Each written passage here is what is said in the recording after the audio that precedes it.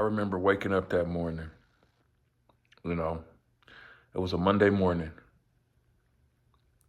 I knew that I would have to drive in traffic going and coming from work. Now, if you know anything about driving to work and you know anything about traffic, at least myself, I tried to do everything that I could to at least try to feel good, to feel positive on a Monday morning, pouring down raining. And I'm getting ready to drive in about 20 to 30 minutes of traffic to work. I remember brushing my teeth. I remember looking in the mirror and just looking at myself. And the only thoughts that could come to my mind is, you have really failed. This is not what life was supposed to be like at this time. I wasn't making very much money. I remember getting in the car, driving to work, getting there, and starting my work, you know. So what I thought was just a normal, regular day at work. My break time comes and I take my break, right? Now, at that time, I had worked at a job where, we had an app that, we had to go ahead and log in, log out for our breaks and our lunches and everything like that. So I looked at the app and I tried to go back from my break. I tried to come back from my break, but I was in an area that was bad. So it wouldn't happen. So I had to walk around, run around, try to figure out like, oh my gosh, now I'm 2 minutes late. Now I'm 4 minutes late. Now I'm 8 minutes late from lunch. From my break. I finally get to an area where I was able to get, back access to the internet. I was able to swipe back and I got right back to work. Maybe an hour after that, I get a phone call from the supervisor. And he asked me, what took me so long to come back from my break? Now, here's the crazy part about this, right? I'm a grown ass man. He's a grown ass man. You got one grown ass man asking another grown ass man why he's taking so long to come back from a break. It pissed me off, man. I can still feel the emotions from that day. I was pissed off because I couldn't figure out why I accepted this. I knew it was leading nowhere. Everybody knows a 9-to-5 job is not leading anywhere. Why did I accept it? Because I was afraid? Because I didn't want to lose? Because I didn't want to win? Why was I accepting this?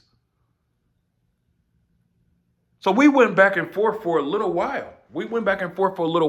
And I kept explaining like, I had some issues out here with the internet. And then I stopped myself like, wait a minute. I'm not explaining nothing to you. I'm here, I'm working, and that's all you need to be concerned with. So then he tells me he's about to write me up. When I get back to the office,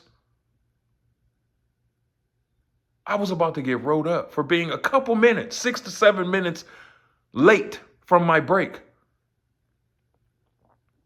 Now, of course, in that moment, it made me feel like, damn, this job really owns me. They own me. They own my mind. They own my time. They own my life. And they're not even paying me enough money to be able to continue to keep my bills paid. So what the hell was I doing? What was I doing? So I went throughout the rest of the day. Lunchtime came, now I'm making sure that I'm in a good area, making sure I'm back from my lunch.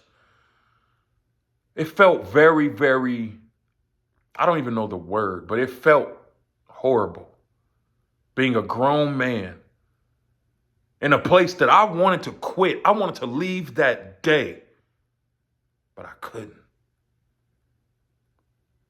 I couldn't because I needed the money. I didn't have enough money saved. I didn't have enough skills. I didn't know what to do.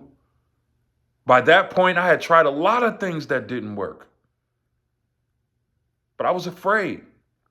But here's where I really knew that they owned me. My shift is over. They call me in the office. They write me up. Yes, they did write me up. Crazy, right? They write me up and they asked me to sign it. And I told them I wasn't signing nothing. You want to write me up? You said you were going to write me up. So write me the hell up. But I'm not signing anything. So you can do whatever you want to do. And in that moment, right, I told them, I said, you know what? I'm going to take a week off. I'm going to take vacation time for a week. Now, here's the craziest thing about this. I didn't even have vacation time.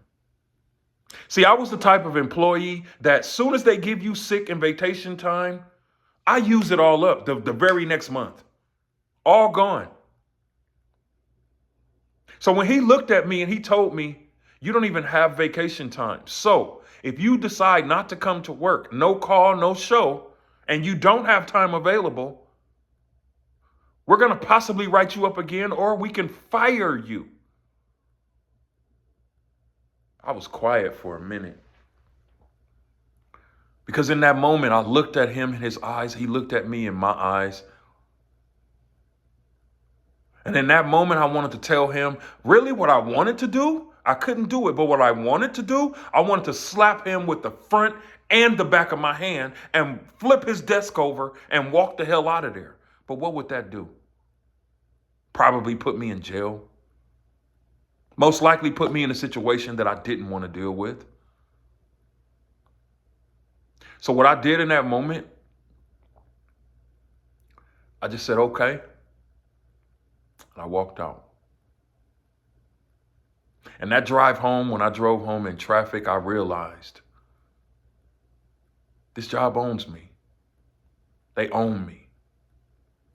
And there's nothing that I can do about it. But there is something that I could have done about it. I stayed at that job for a little while longer and then I quit. And then I focused on getting the skills to be able to never have to deal with that again. I worked a few jobs after that. But that's what it felt like to feel owned and I couldn't do nothing about it. Now, if you're in that situation, I feel for you because I know what it feels like.